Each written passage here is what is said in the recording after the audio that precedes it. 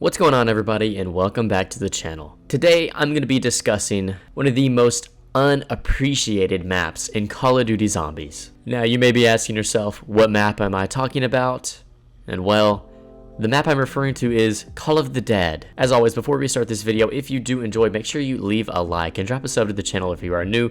We're making zombies content all the time, every year, every month. But Call of the Dead, man, to me, it just feels like it was so overlooked by the community at the time of the release, and even now. I just kind of want to go over the map as a whole, explain to you guys what it is, what I like, and many of the other things that I think make the map so unique and fun, and really one of the most underappreciated ones in the franchise. So, for those of you who don't know, Call of the Dead was the 9th map released in the franchise on November 26th, 2011. The Call of the Dead plot is pretty simple. The Ultimate's crew arrives at a Serbian facility in 2011, and they find themselves trapped in a closet, coincidentally, where George Romero is filming his latest movie. For those of you who don't know, George Romero is a kind of like a horror icon. I mean, if you know, you know. If you don't, please look into it. So the Ultimate's crew finds themselves stuck here, and George Romero is filming a movie. Okay, well, Samantha then decides to unleash the zombies upon the area and start the outbreak yet again. This time, it is not going to be the Ultimate's crew who is fighting the zombies. No. It is going to be the stars of the film who have to fight and even recover the Vril device for Richtofen. So that's basically summing up the map as a whole on a surface level. But when you start getting into the map itself and actually playing it, that's where I find it to be a real gem. This map features many new weapons, traps, perks, and little environmental pieces that really add the polish. So I'm just going to go over 5 things that I really like that this map has to offer that I think are really cool and haven't really got talked about enough. So for starters, the Scavenger. It is the new sniper rifle in the game. It, to me, almost feels like a wonder weapon with how well it works throughout the map, and the fact that it is completely unique to the map is even more sick, although I do wish we could see the Scavenger again. George Romero, he is the main man, okay? The map is centered around George, and he is but a man.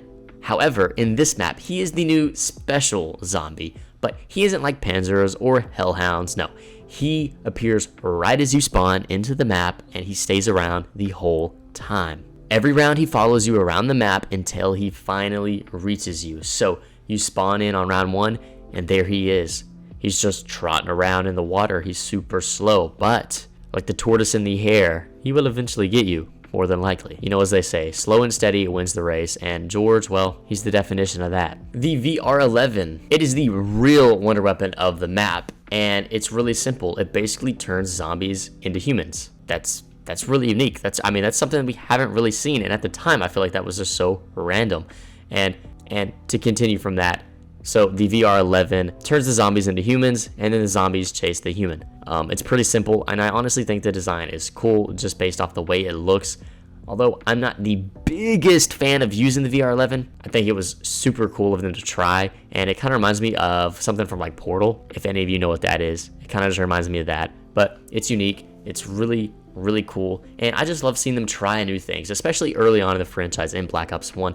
I feel like some of the stuff they did was really innovative, really different, and kind of set the tone maybe for stuff that came later on throughout the years. A really underrated feature this map has is the changing weather system. Now, I am sure some of you guys do not know this about Call of the Dead, but the weather will change. It will change from a very heavy snow with some fog, very dense, hard to see, to then light flurries and a pretty visible sky. A good way to tell when this happens is if you pay attention, obviously you will see. But in the off chance you are just not paying attention, if you listen, because maybe you don't see it, but if you listen, your character will more than likely make a remark about it. I'm pretty sure all the characters have a little voice line talking about the weather when it changes, which is really cool. And lastly, out of all the great things this map has to offer, one of the most underrated things, in my opinion, is the Lighthouse. Now, some of you may be wondering why that is. It's mainly the Lighthouse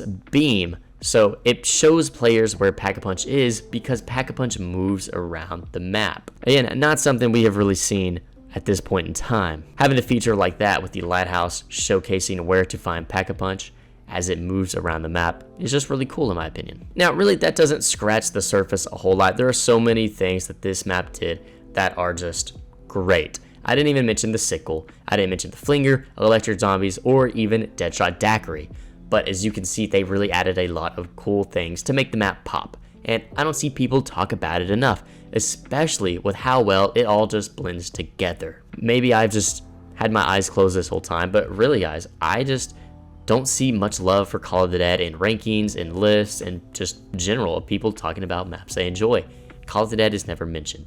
And maybe that's because they haven't remastered it like they have a lot of other maps, except for Intact or Untoten, which we will touch on later, unfortunately. The map itself is very frigid, big, vertical, and it's always changing. And one of the most important things for me for a good map is keeping things fresh and exciting, and that's what they did. The changing snow, unique transportation, new weapons, perks, and power-ups are all showcased in this map.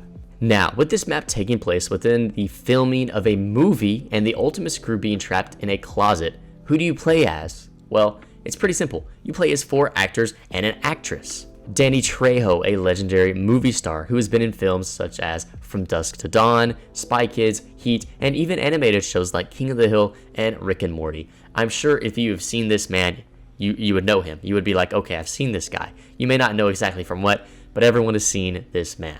Michael Rooker, who has been in films such as Guardians of the Galaxy, The Suicide Squad, and shows like The Walking Dead. We have the iconic Robert Englund, horror icon of Freddy Krueger, okay?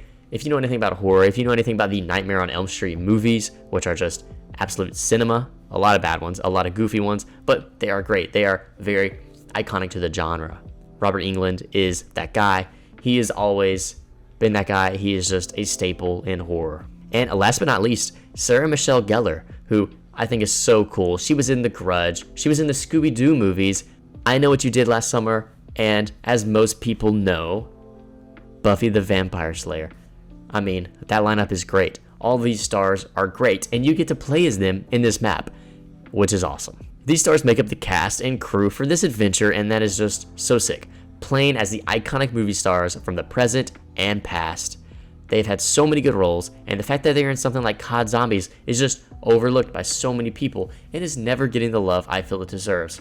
How often do you have a lineup like that introduced into a game where it's just like perfect. It's just the perfect blend of cinema and zombies and gaming. It almost feels like something Infinite Warfare would do. Like if Infinite Warfare made Call of the Dead, I feel like it would be still really good, and I feel like it may even be better if it was made by Infinite Warfare during that time. So we talked about the lore, we talked about features and the characters that make this map great. Now let's talk about design.